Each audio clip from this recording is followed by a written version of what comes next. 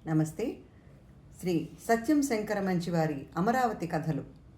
ఇవాల్టి కథ పుణుకుల బుట్టలో లచ్చితల్లి. అమరావతికి ధరణికోటకి మధ్య కృష్ణ ఒడ్డున ఓ పెద్ద చింత చెట్టుంది. రాత్రిళ్ళు ఆ చింత చెట్టు పక్కలకి ఎవరూ వెళ్ళరు. అక్కడ దయ్యాలు తిరుగుతుంటాయని భయం. ఆ చింత చెట్టు వయసు ఎవ్వరికీ తెలియదు.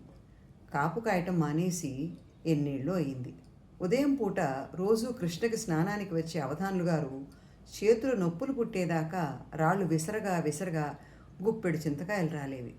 వాటిని భద్రంగా తడికొంగున మూటగట్టుకెళ్ళి వాళ్ళ ఆవిడకిస్తే ఆవిడ, కృష్ణమ్మ ఇవాళ పచ్చడికిచ్చిందా అంటే అవధానులు గారు ఆ మాటల్నే తిరగేసి రేపు పప్పు చేసుకోమంది అనేవాడు.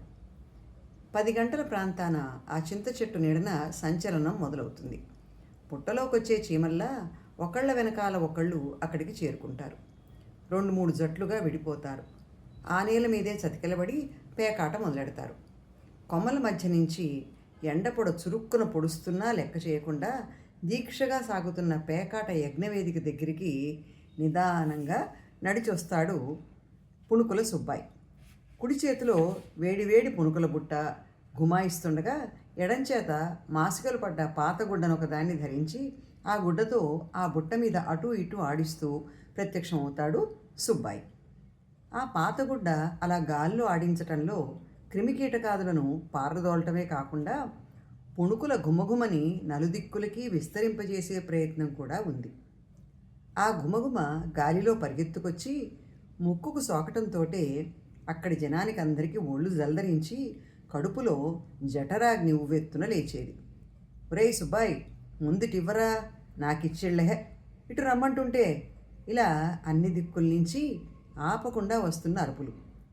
ఆ కేకలు అందుకున్న సుబ్బాయి, అయ్యా వచ్చే, ఇదిగో ఇక్కడే, ముందు మీకే, ఇదిగో ఆకు అంటూ ఎక్కడికక్కడ సమాధానాలు చెబుతూ మెరుపులా తిరుగుతూ వర్షధారల మధ్య గుర్రాన్ని నడిపే చాకచక్యంతో క్షణాల మీద అందరికీ పుణుకులు అందించేవాడు.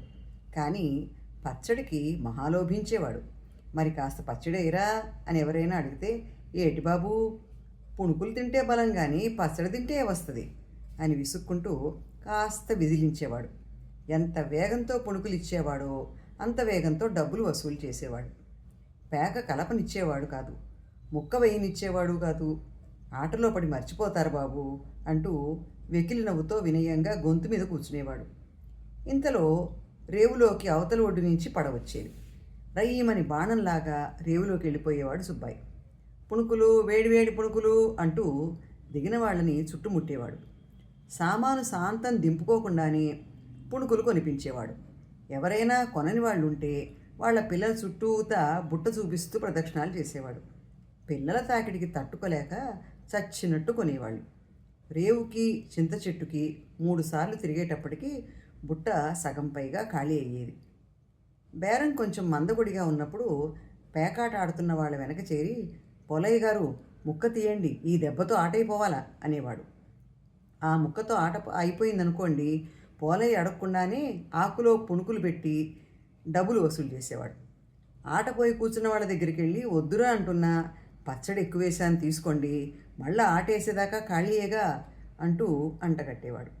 సాయంత్రం 3 గంటల వేళ బుట్ట ఖాళీ అయినా సుబ్బాయి అక్కడి నుంచి కదిలేవాడు కాదు. అసలు బేరం ఆ తర్వాతే. పేకాట కురుక్షేత్రంలో కాళ్ళు చేతులు విరిగి తల పగిలి అడ్డం పడిపోయిన జనం సుబ్బాయి వైపు దీనంగా చూసి, ఓ 2 రూపాయలు అప్పివ్వరా అని ఎవరైనా అడిగితే, నా దగ్గరే ఉంటుంది బాబు, పుణుకులు అమ్ముకునేవాడిని అనేవాడు సుబ్బాయి. ఎవరడిగినా ముందు ఆ వాక్యం తప్పకుండా అనగా ఆ తర్వాత సంభాషణ దాదాపు ఇలా సాగేది.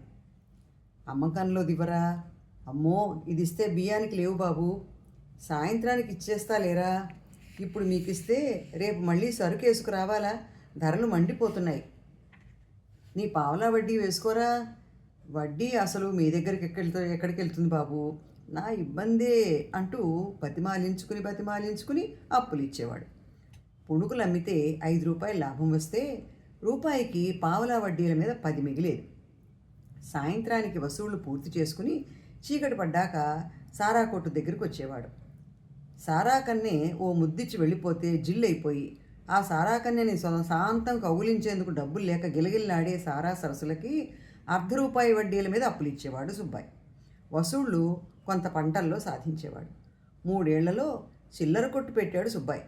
నగలు తాకట్టు పెట్టి అప్పులు తీసుకెళ్లిన వాళ్ళు సగం మంది అప్పులు తీర్చలేక నగలు వదిలేసుకునేవారు. అప్పుల కింద కొందరి పొలాలు జప్తయిపోగా పుణుకుల సుబ్బాయి ఇప్పుడు 40 ఎకరాలకి 3 భవంతులకి అధిపతి. లక్షల మీద వడ్డీ వ్యాపారం.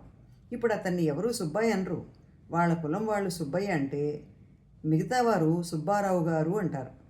మనవలు మనవరాళ్లతో ఘనంగా బతుకుతున్న సుబ్బాయి ఎవరినీ నమ్మడు. తెల్లవారుజామునే లేచి తలుపేసుకుని రహస్యంగా 1 గంట సేపు ప్రార్థన చేస్తాడు. నా ప్రార్థనే నా లక్ష్మి అంటాడు అందరితో.